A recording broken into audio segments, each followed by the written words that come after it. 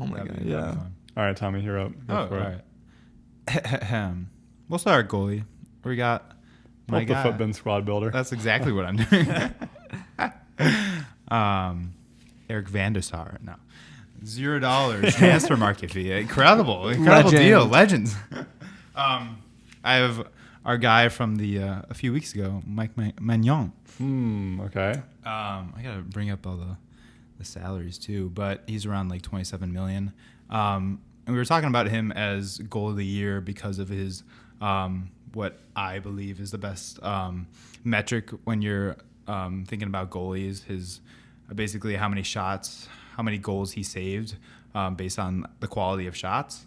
And he's a cheap guy, wanted a good base, so I went with Mike Magnon. We'll see how this chem links up. You know? Yeah, we'll see.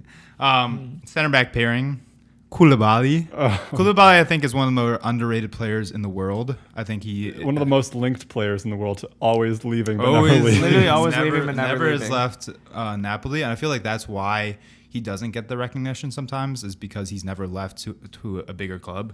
But every time I watch him, I remember we watched Inter back to back, and both times Inter was shut down. They were shut down by Van Dijk, and they were shut down by Koulibaly, almost in similar ways, because those were just like the presence in the back. He's around 60 million, and then paired with him, a younger guy, Andreas Christensen, which I like. That's interesting. I actually love Andreas Christensen. I do love Andreas Christensen. And I think he works better. Well, Andreas Come to Christensen. Bayern. He works better in the more central. Like, he plays right center back for Chelsea. I think his preferred position is center back. But he does play. I feel like in a 2 he would be just as good. Well, think about him. Remember last year when Thiago Silva got hurt for like a long spell of time, and Christensen came in, and that's honestly when he first really began starting consistently for Tuchel, because he didn't play under Lampard really. And that's when I was like, oh my gosh, this guy is actually incredible. And I mean, this was back when Chelsea's like defense was locked up every game, but I saw Thiago Silva get hurt, and Christensen came in, and the results Champions League final. The results kept coming and shut them down. It kept being like clean sheet after clean sheet, and Christensen was a big part of that. Yeah. So no, I think that's a good pick, Tom. My formation is a Man City-esque 4-3-3, basically a false 9 with 2 more attacking center mids, 2 attacking 8s. All right, on the left I have João Cancelo. Okay. Because Beast. Because he's a monster. I think. Did we put him in as our best left back? Best left back in the world. Dribbling ability crazy, passing ability crazy, and just like how he floats around. He's barely a left back. He's everywhere. Yeah. How much is he? He's around like 80. No, it's like 66 million, which is kind of a steal for. He's a little older. He's like 28, 29. But it's crazy for how the we best say left that's back, old. that's only 66. Ancient. I tried to have a good mix of younger players like Christensen and players in their prime or like towards the end of their prime. So no one above 30, I think, but around like 28, 29. It's good for the locker room. Good for the locker room. Yeah. Good for need some stronger players out there with some experience. Yeah. On the right side, I love this guy, Foyth. From Villarreal. I first watched. He used to play for Tottenham. He used to play for Tottenham. He might be on loan to Villarreal, or it was like a small transfer deal. I watched him in the Europa League final against Manchester United.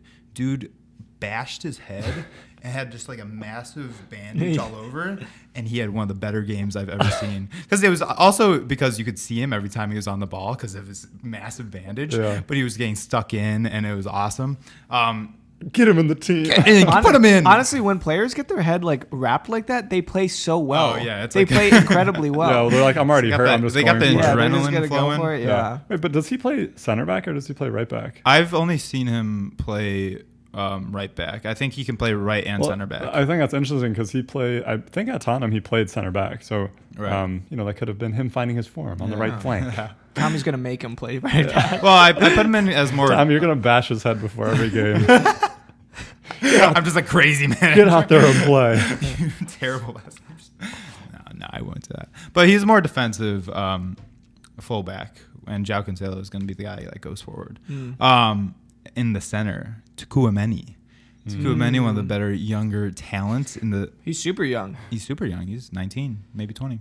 Yeah, I feel like in a team like this, the center, you need a presence in the CDM position, not only to break the press, but also to find passes and just be that defensive guy.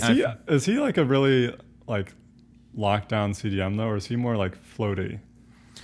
From what I've heard, because I haven't watched him that much. I always hear like so much about him. Yeah. Because what I've heard of is how he's linked to Chelsea as a replacement for Jorginho, in the fact that he can play the more defensive part of that too, and let Kovacic and Conte go forward. So that's my understanding, is he is a more defensive guy that doesn't float upwards as much. So that's why he's my pivot. That's what I've heard too. Yeah. I was looking into him too. Monaco? Yeah, Monaco. Yeah, so.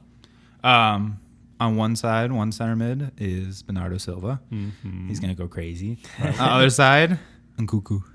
Dude, he is sick. He is sick. Every time I watch him, he scores a goal. I know. Honestly, I want Chelsea to look into him. Right. Because he's so good. And he scores like in the Champions League, in the Bundesliga. He scores tough chances, he's a great finishing. Does he play like center mid though? He plays an attacking mid. I was looking up. He plays an attacking mid, striker, and right wing, pretty like around a third of the time each. He'd be perfect for a floating cam under right, Thomas Tuchel. Right? Let's go. And in my system right here. All right. I didn't really save that much. So I had to go for a little cheaper options. On my right side, Jared Bowen. Oh, okay. Well, actually, he's actually pretty expensive. He's $38 million for Jared Bowen, But every time I watch Bowen, he is like the heart workhorse. He's just like running like crazy all around West Ham, all around their pitch, and he's one of the players that I'm surprised every time he's on the ball what he can do with that, with those situations. He finds a way to get across and find a player in the box. I've watched West Ham probably 3 or 4 times this year, and he's been one of the star players every single time. So I'm putting him in at right mid on the side of Nkunku, because they can do that little link, and they can kind of switch a little bit, Okay, Pep. Because he's more Bowen's also like a cam right winger kind of guy. On the left side, Kostic. He has averaged good pull. 22 million. He's a little older. He's like 29. He's averaged a goal or assist every other game for the last 4 years. In the Bundesliga. That's crazy. Yeah. But he's been been like a rip on Bayern this weekend. Yeah, I know. Bayern always struggles with Frankfurt. So I feel like I'm honestly surprised by that, because he's another guy that never made a move to a bigger club, so he doesn't get a lot of it's not a lot of chat about him.